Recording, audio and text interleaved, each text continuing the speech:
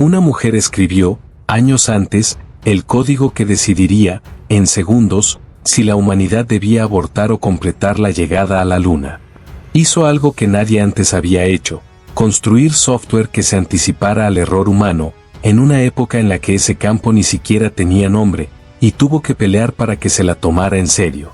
Al terminar este documental, entenderás por qué el momento más célebre de la exploración espacial dependió de una decisión que casi nadie quiso dejarle tomar. 20 de julio de 1969. A bordo del módulo lunar Eagle, Neil Armstrong y Buzz Aldrin descienden hacia la superficie de la Luna. Faltan minutos. Faltan metros. De pronto, en la pantalla del computador de a bordo aparece un número que nadie esperaba ver en ese momento, 1202. En Houston, decenas de personas contienen la respiración. Nadie sabe todavía si esa alarma significa que la misión debe abortarse a segundos de tocar la Luna. Lo que nadie en esa sala sabía, o lo sabían muy pocos, es que la respuesta a esa pregunta ya existía. Se había escrito 3 años antes, en un laboratorio del MIT, por una mujer de 32 años que tuvo que pelear para que ese código llegara a existir. Esta es la historia de Margaret Hamilton, la mujer cuyo software decidió, en tiempo real, si la humanidad completaba o abortaba el momento más observado de su historia. Esto es un viaje por el tiempo, el espacio donde exploramos historias reales que merecen ser recordadas. Si disfrutas conocer el lado menos conocido de la historia y descubrir cómo personas comunes lograron cambiar el mundo, te invito a suscribirte y acompañarme en este viaje. Margaret Hamilton nació en 1936 en Paoli, Indiana. Estudió matemáticas y filosofía en Earlham College, donde conoció a James Hamilton, con quien se casó poco después de graduarse. La pareja se mudó a Boston para que él estudiara Derecho en Harvard. Ella planeaba iniciar un posgrado en matemáticas abstractas. En cambio, aceptó un empleo temporal en el MIT, programar modelos de predicción del clima. No existía entonces una carrera llamada programación. Hamilton aprendió sola, resolviendo problemas sobre la marcha, en una época en la que el software ni siquiera se consideraba una disciplina seria. Poco después entró al laboratorio Lincoln del MIT, donde trabajó en SAGE, uno de los primeros sistemas de defensa aérea del país. Ahí aprendió algo que marcaría el resto de su carrera. Cuando el programa fallaba, las luces se encendían, las alarmas sonaban, y todo el edificio corría a averiguar qué había salido mal. Fue en ese ambiente, tenso, en tiempo real, sin margen de error, donde una idea empezó a tomar forma en su cabeza. El software no debía limitarse a funcionar. Debía anticipar lo que podía salir mal. Y entonces, en 1964, vio un anuncio del MIT que buscaba programadores para un proyecto distinto a todo lo anterior: enviar seres humanos a la Luna.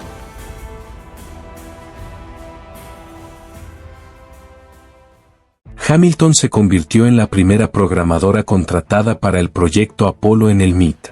Al principio le asignaron lo que muchos consideraban un trabajo menor: el código que se activaría si una misión no tripulada debía abortarse.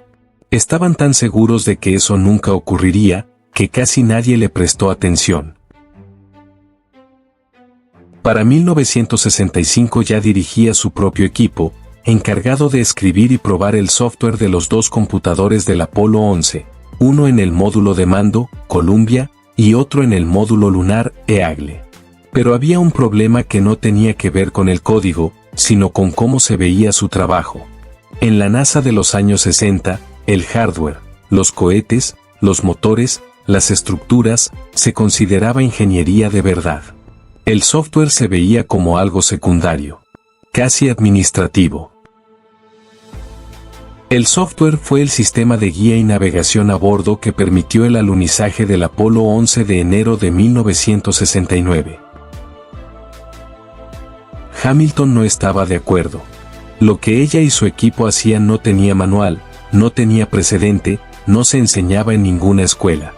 Y sin embargo, De eso dependía literalmente la vida de 3 astronautas. Para que se le diera al software la seriedad que merecía, acuñó un término que hasta entonces no existía: ingeniería de software. El software es el conjunto de instrucciones, programas y datos que le indican a una computadora o dispositivo electrónico cómo debe funcionar y qué tareas realizar. Muchos de sus colegas lo tomaron como una broma. El tiempo demostraría que no lo era.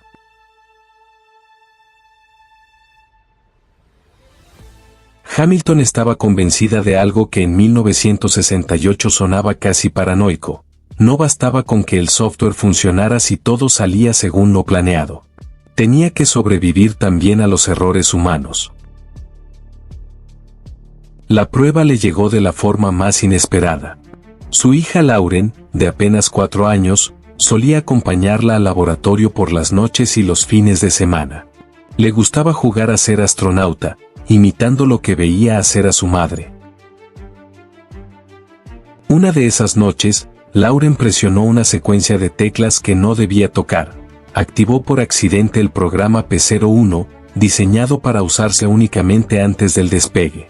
El simulador, que en ese momento representaba una nave ya en pleno vuelo, colapsó. Todos los datos de navegación se borraron. Hamilton entendió de inmediato lo que eso significaba. Si un astronauta cometía ese mismo error durante una misión real, la nave se quedaría sin rumbo. Pidió permiso a la NASA para escribir un código que impidiera ese error en vuelo. La respuesta fue un no. Los astronautas estaban entrenados. Eso, le dijeron, nunca iba a pasar. Lo único que le permitieron fue agregar una nota de advertencia en el manual: no seleccionar el programa P-01 durante el vuelo. Hamilton archivó el caso, pero no lo olvidó.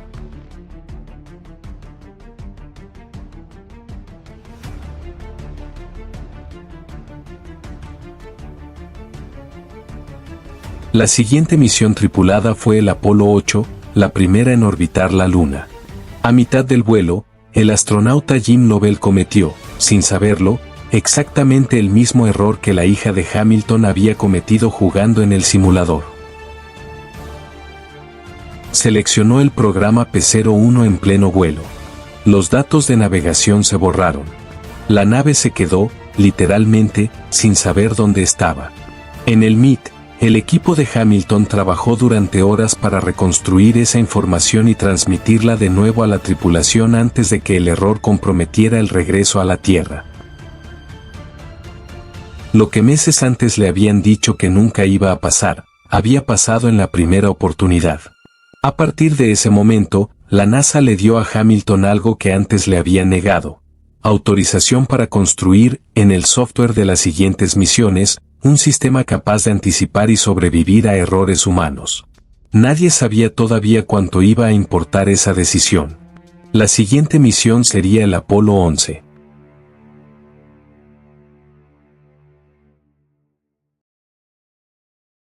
...20 de julio de 1969.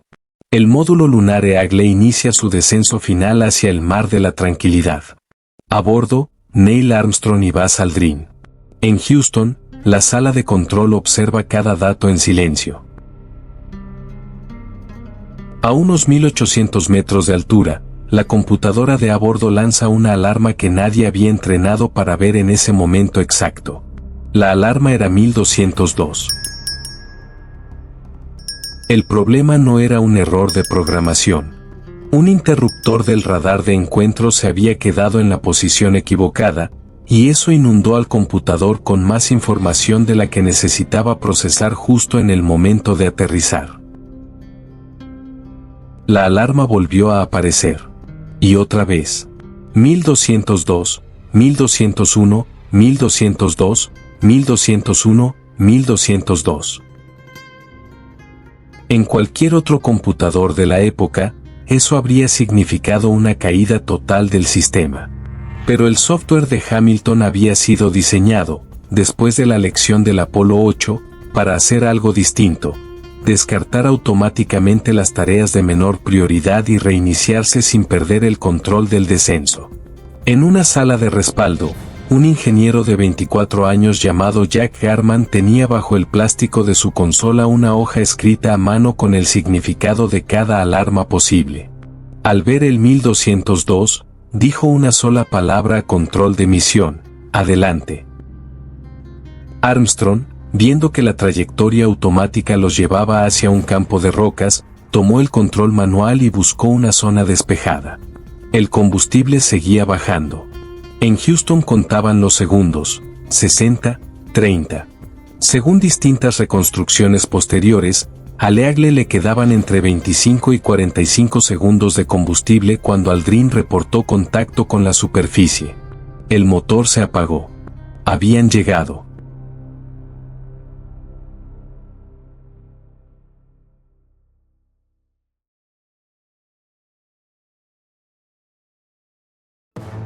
Ninguna misión tripulada del programa Apolo sufrió jamás una falla en vuelo causada por su software. No porque ese código fuera perfecto, sino porque había sido construido para reconocer su propia imperfección y actuar a partir de ella. La fotografía más conocida de Hamilton la muestra de pie junto a una pila de listados de código impreso, tan alta como ella misma. Con el tiempo, esa imagen se volvió un símbolo de la era espacial y de las mujeres en la tecnología. Vale la pena decirlo con honestidad, ese logro no fue obra de una sola persona. Decenas de programadores, en su mayoría invisibles, formaban el equipo que Hamilton dirigía. Pero fue su insistencia, la que casi le negaron 2 veces, la que hizo que ese sistema estuviera listo cuando más se necesitó.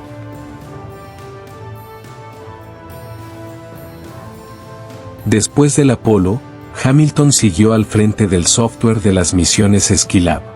El término que ella misma había acuñado como una broma seria, ingeniería de software, terminó convirtiéndose en una disciplina universitaria formal. Fundó su propia empresa, Higher Order Software, y más tarde Hamilton Technologies, donde desarrolló un lenguaje de sistemas basado directamente en las lecciones que había aprendido durante el Apolo. Todo error posible debe anticiparse antes de que ocurra. En 2003 recibió el Exceptional Space Act Award de la NASA.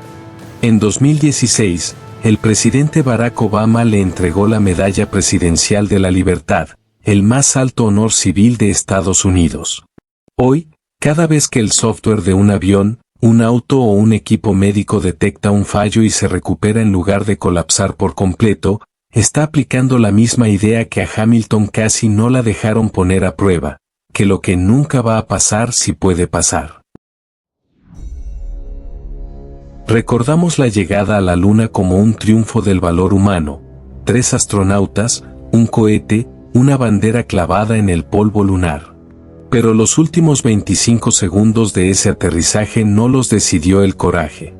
Los decidió una elección que casi nadie quiso dejar tomar a una mujer, 3 años antes, en un laboratorio donde su trabajo apenas se consideraba ingeniería de verdad. La próxima vez que veas esa fotografía, la de Armstrong bajando la escalera, piensa en la otra fotografía. La de una mujer de pie junto a una pila de código más alta que ella. Esa historia también llegó a la Luna. ¿Crees que hoy seguimos subestimando el trabajo invisible? Porque a veces, el futuro comienza con alguien que se atreve a construir lo que nadie más puede imaginar. Gracias por acompañarnos en este viaje por el tiempo. En un viaje por el tiempo creemos que la historia no pertenece únicamente a quienes aparecen en los monumentos. También pertenece a las personas comunes que, con sus decisiones, cambiaron el destino de millones sin recibir el reconocimiento que merecían. Si esta historia te hizo mirar el pasado con otros ojos, acompáñanos en el próximo viaje. Porque aún quedan muchas historias esperando ser recordadas. Hasta el próximo viaje.